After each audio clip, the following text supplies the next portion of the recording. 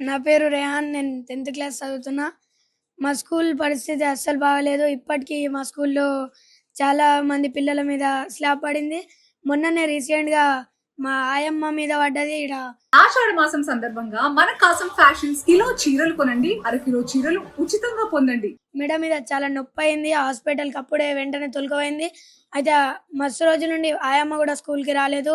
కాబట్టి మేము చదువుకోవాలా లేదంటే స్లాబ్ మా మీద పడుతుందని భయపడాలా అర్థమైతలేదు. మాకు హ్మ్. మా మీద పడితే ఏమో గానీ మాకంటే చిన్న పిల్లల మీద పడితే వాళ్ళకి చాలా ఇబ్బంది అవుతుందని బాధపడుతున్నాం మేము. ప్రభుత్వం మాకు కొత్త స్కూల్ శాంక్షన్ చేస్తే బాగుంటుంది. ఇంకా బాగా చదువుకుంటాం అని చెప్తున్నాను. నా పేరు విట్యాల హర్షవర్ధన్. నేను 10వ తరగతి చదువుతున్నాను. మాది ZPHS Kishan Nagar high school.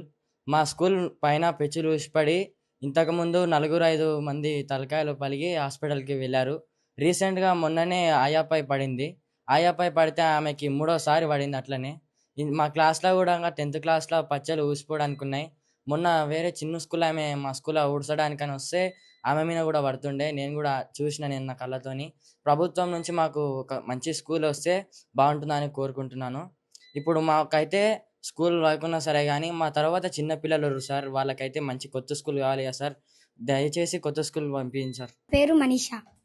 నేను క్లాస్ 7వ తరగతి చదువుతున్నాను. ZPHS Kishan Nagar high school. మా హెచ్ఎం సార్ పేరు సీన్ సార్, మనోహర్ సార్. మాకు స్కూల్ ఎప్పుడు మీద పడుతుందని భయం ఉంది. అందుకే మాకు కొత్త స్కూల్ కావాలి.